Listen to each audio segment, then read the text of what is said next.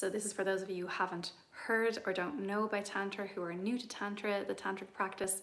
I'm going to explain it here, and you can listen to it again if you want, or you can just switch off.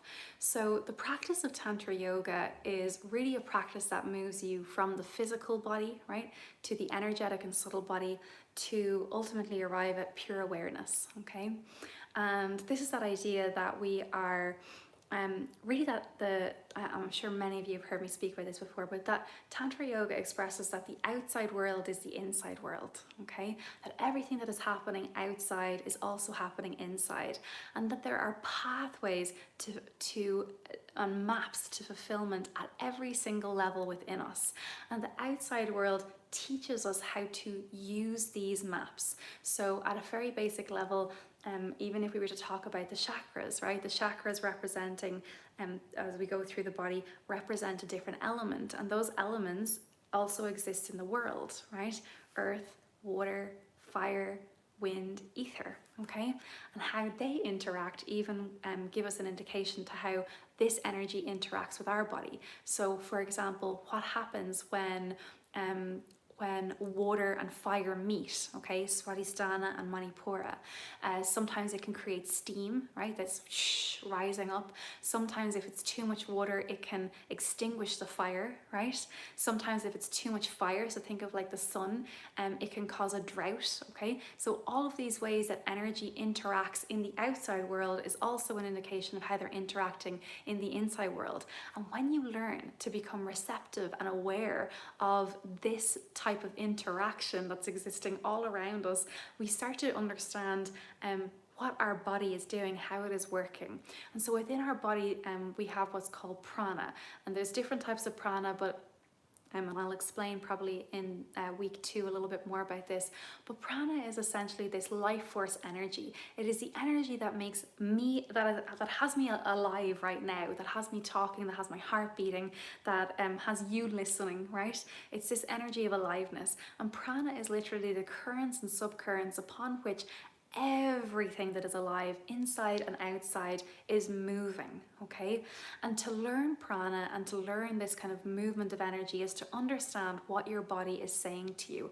It's the energy, prana moves the energy and of cognition, perception, thought, speech, what we say, what we don't say. It moves our heart rate, things that I suppose would be governed by the autonomic nervous system, right? These things that function behind the scenes of our awareness, but actually when we come into contact with them, we can learn how to access and even manipulate that energy in a way that serves us, okay? So really, really powerful.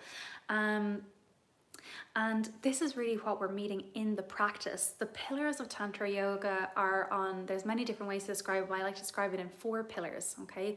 The pillars of asana, kumbhaka, mudra, and nada, okay? So asana are the poses, right, that we do, okay?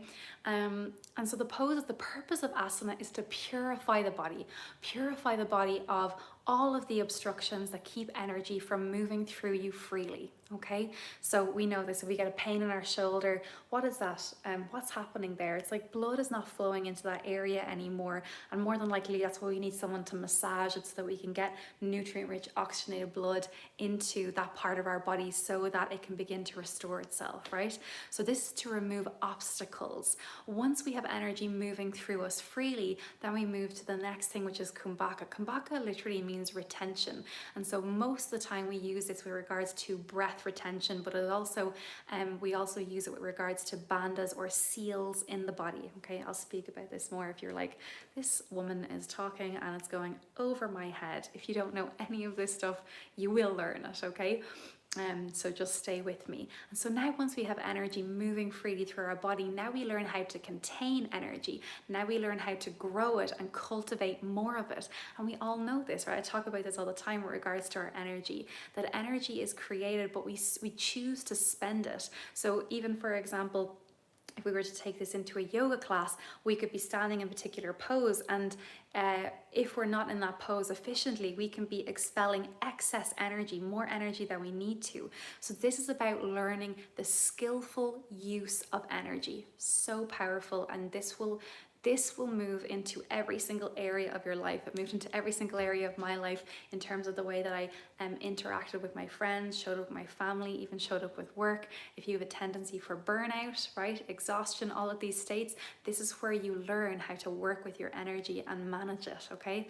The third pillar then is mudra. So now once we have energy flowing through us freely, we've learned to contain it and grow it. We have all of this energy. Mudra means gesture, okay? So we can have gesture with our mouth, we can have gesture with our hands. So most of us know Anjali Mudra, Yana Mudra, these are very common, right? But we can also use energy by moving energy with our arms, right? So this kind of a movement is also a mudra. And what mudra means is that now we are learning how to direct energy. And I always say this, it's a really good sign, okay? Or this is a really good thing that it's a gift that we're given essentially, because it means that if there are not certain poses that we can do because maybe we're not flexible enough, anyway, I'm not going into, I was going to go into something, but I won't. But it means that if we can't do certain poses, it means that this actually gives us the ability to direct energy in the same way that a pose would, okay? So it means that if you can't stick your leg over the back of your head, and that doesn't mean there's no hope for you, actually it's quite the opposite. This is where I always say Tantra yoga is not about flexibility. The fourth pillar is Nada yoga, and Nada yoga literally means inaudible sound. The beginning of Nada yoga looks like mantra, or looks like learning to use vibration through the body in different ways. And then after that, moving into specific meditations. And so we'll touch on that, but only a very small bit in week 3, right? And this is really what the whole week, the whole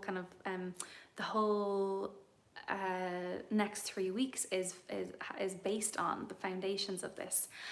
In Tantra yoga, they say that there are 2 very potent times to practice in terms of creating and engaging in a sadhana. And a sadhana is an intentional practice, like what you are engaging with right now. And those 2 times of the year are springtime and autumn time, okay? So now you know why we did 3 weeks of Tantra yoga in autumn, okay? And think about what's happening here. So in springtime, this is like we're moving out of winter and starting to come towards new life again. There is literally this emergence of new energy in our body, and this is where it's a really potent time to learn to tap into that. And I think it's particularly beautiful that we are right now in this moment taking the next couple of weeks to begin to re-emerge back into society. So I think what we're doing here is going to really be a great tool and asset and even support for you as we move through the next couple of weeks. At least if you're in Ireland, right? I don't know what your situation is, maybe you're already open, but really it's about tapping into this source of potential and possibility, right? And learning how to work and talk with your body. So I hope that's enough information for you. I'm going to talk so much to you for the next couple of weeks. I'm very excited that you're all joining me. I really can't wait to start. So I'm very excited to see you at 7 a.m. those of you who are joining live, and for those of you who are practicing afterwards, I will see you, but just in a different time and space, right? So thank you so much for taking the time to listen to this. I hope you have a beautiful day or evening whenever you're watching, and I will speak to you very soon.